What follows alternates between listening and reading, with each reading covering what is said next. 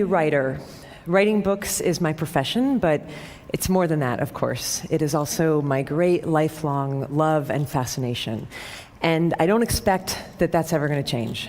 But that said, something kind of peculiar has happened recently in my life and in my career, which has caused me to have to sort of recalibrate my whole relationship with this work. And the peculiar thing is that I recently wrote this book, this memoir called Eat, Pray, Love, which decidedly, unlike any of my previous books, went out in the world for some reason and became this big mega sensation, international bestseller thing, the result of which is that everywhere I go now, people treat me like I'm doomed. Seriously, doomed. Like, they come up to me now like all worried and they say, aren't you afraid you're never going to be able to top that? Aren't you afraid you're going to keep writing for your whole life and you're never again going to create a book that anybody in the world cares about at all, ever, again? So that's reassuring, you know.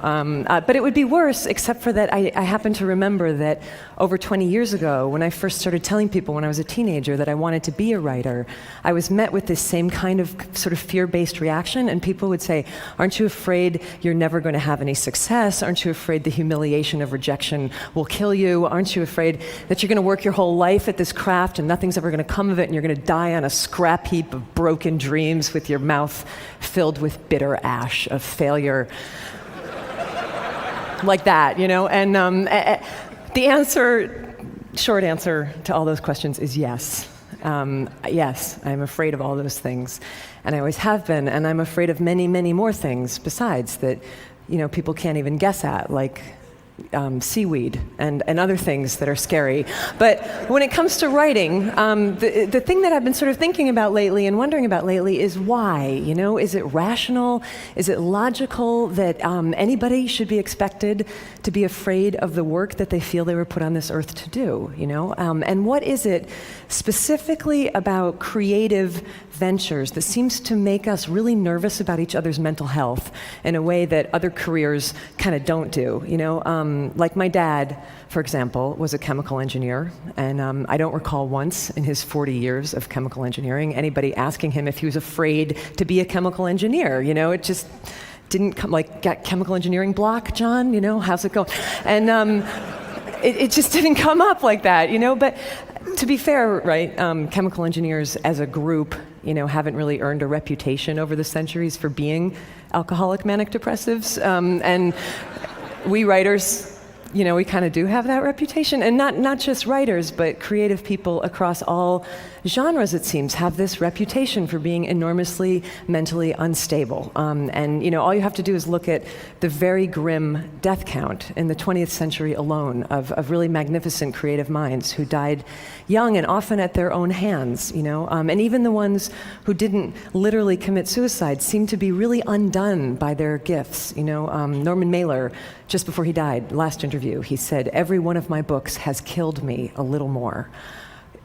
An extraordinary statement to make about your life's work, you know, but we don't even blink when we hear somebody say this because we've heard that kind of stuff for so long, and somehow we've completely internalized and accepted collectively this notion that creativity and suffering are somehow inherently linked, and that artistry, in the end, will always ultimately lead to anguish. And the question that I want to ask everybody here today is, are you guys all cool with that idea? Like, are you comfortable with that? Because you look at it even from an inch away, and, you know, I'm not at all comfortable with that assumption. I think it's odious, and I also think it's dangerous, and I don't want to see it perpetuated into the next century. I think better if we encourage, you know, our great creative minds to live, you know, and I definitely know that in my case, in my situation, it would be very dangerous for me to start sort of leaking down that dark path of assumption, you know, particularly given the circumstance that I'm in right now in my career, which is, you know, like, check it out, I'm pretty young, I'm only about 40 years old, I still have maybe another 4 decades of work left in me, and it's exceedingly likely that anything I write from this point forward is going to be judged by the world as the work that came after the freakish success of my last book, right? I should just put it bluntly, because we're all sort of friends here now, it's exceedingly likely that my greatest success is behind me. So Jesus, what a thought, like that's the kind of thought that could lead a person to start drinking gin at 9 o'clock in the morning. And I don't want to go there. I would prefer to keep doing this work that I love. And so the question becomes how, and so it seems to me upon a lot of reflection that the way that I have to work now in order to continue writing is that I have to create some sort of protective psychological construct, right? I have to sort of find some way to have a safe distance, between me as I am writing and my very natural anxiety about what the reaction to that writing is going to be from now on. And as I've been looking over the last year for like models for how to do that, I've been sort of looking across time, and I've been trying to find like other societies to see if they might have had better and saner ideas than we have about how to help creative people sort of manage the inherent emotional risks of creativity. And that search has led me to ancient Greece and ancient Rome. So stay with me, because it does circle around back. But ancient Greece and ancient Rome, people did not happen to believe that creativity came from human beings back then, okay? People believed that creativity was this divine attendant spirit that came to human beings from some distant and unknowable source for distant and unknowable reasons. The Greeks famously called these divine attendant spirits of creativity daemons. Socrates famously believed that he had a daemon who spoke wisdom to him from afar.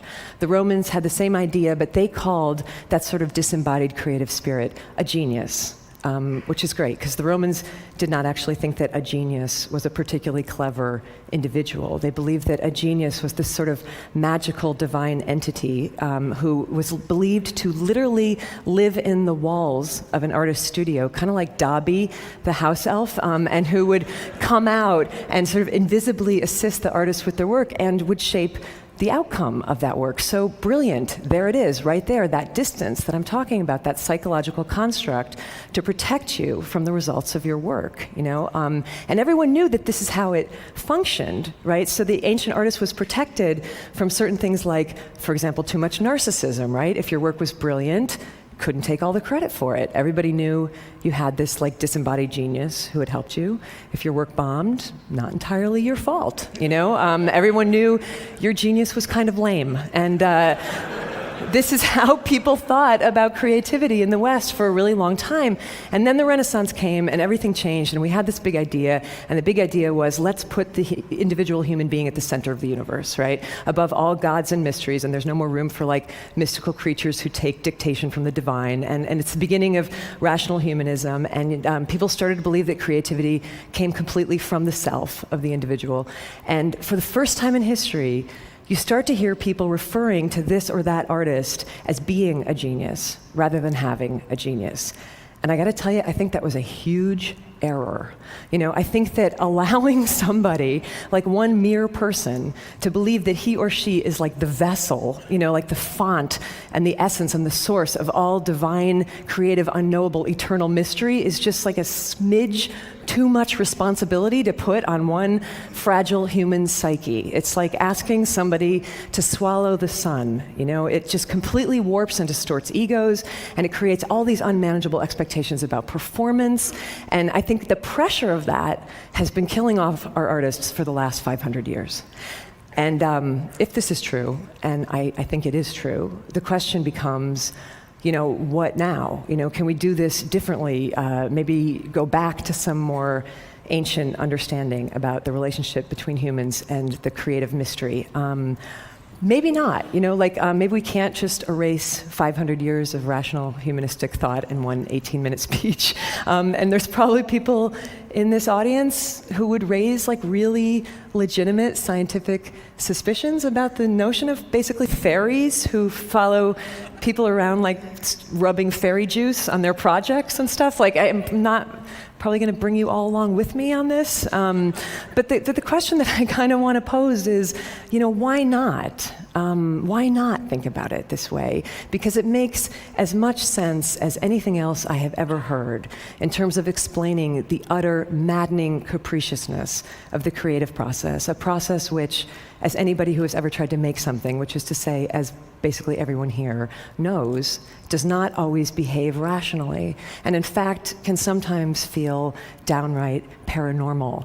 I had this encounter recently where I met the extraordinary American poet Ruth Stone, who's now in her 90s, but she's been a poet her entire life, and she told me that when she was growing up in rural Virginia, she would be out working in the fields, and she said she would feel and hear a poem coming at her from over the landscape, and she said it was like a thunderous train of air, and it would come barreling down at her over the landscape, and when she felt it coming, because it would shake the earth under her feet, she knew that she had only one thing to do at that point, and that was to, in her words, run like hell. And she would run like hell to the house, and she'd be getting chased by this poem, and the whole deal was that she had to get to a piece of paper and a pencil fast enough so that when it thundered through her, she could collect it and grab it on the page. And other times, she wouldn't be fast enough, so she'd be running and running and running, and she wouldn't get to the house, and the poem would barrel through her, and she would miss it, and she said it would continue on across the landscape, looking, as she put it, for another poet. And then there were these times, this is the piece I never forgot. She said that there were moments when she would almost miss it, right? So she's running into the house and she's looking for the paper, and the poem passes through her, and she grabs a pencil just as it's going through her, and then she said it was she would reach out with her other hand and she would catch it. She would catch the poem by its tail, and she would pull it backwards into her body as she was transcribing on the page. And in these instances, the poem would come up on the page perfect and intact, but backwards from the last word to the first. So when I heard that, I was like, that's uncanny. That's exactly what my creative process is like. It's not at all what my creative process, I'm not the pipeline, I'm a mule, and the way that I have to work is that I have to get up at the same time every day and sweat and labor and barrel through it really awkwardly. But even I, in my mulishness, even I have brushed up against that thing, at times. And I would imagine that a lot of you have too. Even I have had work or ideas come through me from a source that I honestly cannot identify. And what is that thing? And how are we to relate to it in a way that will not make us lose our minds, but in fact might actually keep us sane? And for me, the best contemporary example that I have of how to do that is the musician Tom Waits, who I got to interview several years ago on a magazine assignment, and we were talking about this. And Tom, for most of his life, he was pretty much the embodiment of the tormented contemporary modern artist. Trying to control and manage and dominate these sort of uncontrollable creative impulses, that were totally internalized. But then he got older and he got calmer. And one day he was driving down the freeway in Los Angeles, he told me, and this is when it all changed for him. And he's speeding along, and all of a sudden he hears this little fragment of melody, that comes into his head, as inspiration often comes, elusive and tantalizing, and he wants it, it's gorgeous, and he longs for it, but he has no way to get it. He doesn't have a piece of paper, he doesn't have a pencil, he doesn't have a tape recorder. So he starts to feel all that old anxiety start to rise in him, I'm gonna lose this thing, and then I'm gonna be haunted by this song forever, and I'm not good enough, and I can't do it. And instead of panicking, he just stopped that whole mental process, and he did something completely novel. He just looked up at the sky and he said, "Excuse me, can you not see that I'm driving? Do I look like I can write down a song right now? If you really want to exist, come back at a more opportune moment when I can take care of you. Otherwise, go bother somebody else today. Go bother Leonard Cohen, And his whole work process changed after that. Not the work. The work was still oftentimes as dark as ever, but the process and the heavy anxiety around it was released when he took the genius out of him, where it was causing nothing but trouble, and released it kind of back where it came from, and realized that this didn't have to be this internalized, tormented thing. It could be this peculiar, wondrous, bizarre collaboration, kind of conversation between Tom and the strange external thing that was not quite Tom. So when I heard that story, it started to shift a little bit the way that I worked too, and it already saved me once, this idea. It saved me when I was in the middle of writing Eat, Pray, Love, and I fell into one of those sort of pits of despair that we all fall into when we're working on something and it's not coming, and you start to think this is going to be a disaster, this is going to be the worst book ever written, not just bad, but the worst book ever written. And I started to think I should just dump this project, But then I remembered Tom talking to the open air, and I tried it. So I just lifted my face up from the manuscript and I directed my comments to an empty corner of the room, and I said aloud, listen, you thing, you and I both know that if this book isn't brilliant, that is not entirely my fault, right? Because you can see that I am putting everything I have into this. I don't have any more than this. So if you want it to be better, then you got to show up and do your part of the deal, okay? But if you don't do that, you know what? The hell with it. I'm going to keep writing anyway because that's my job. And I would please like the record to reflect today that I showed up for my part of the job. Because, thank you. In the end, it's like this, okay? Centuries ago, in the deserts of North Africa, people used to gather for these moonlight dances of sacred dance and music that would go on for hours and hours until dawn. And they were always magnificent because the dancers were professionals and they were terrific, right? But every once in a while, very rarely, something would happen and one of these performers would actually become transcendent.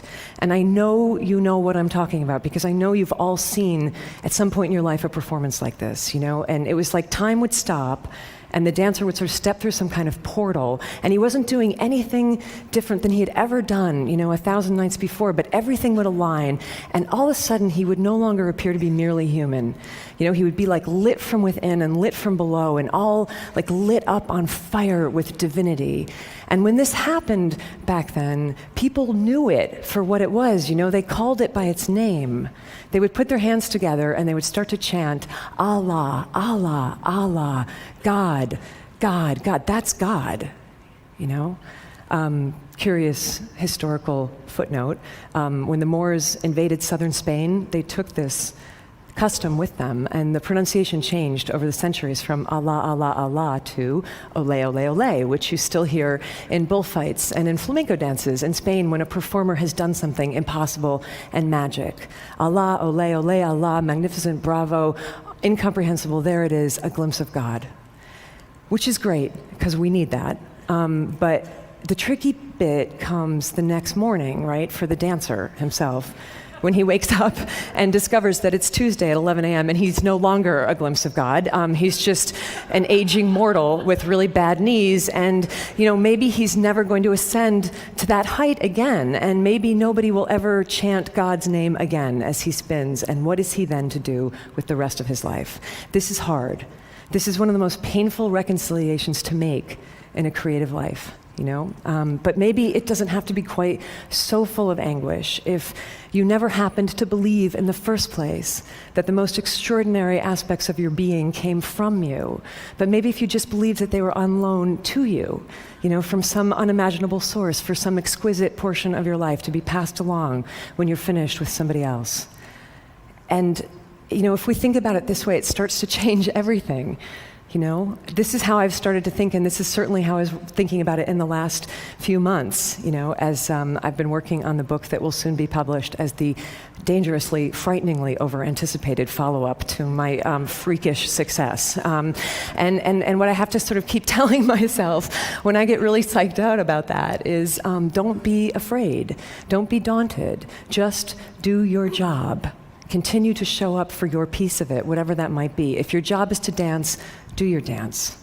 If the divine, cockeyed genius assigned to your case decides to let some sort of wonderment be glimpsed for just one moment through your efforts, then ole. And if not, do your dance anyhow.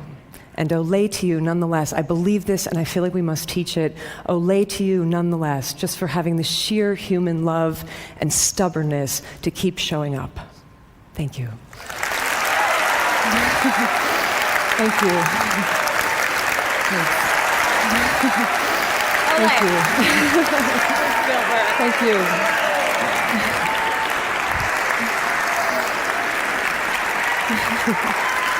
Thank you.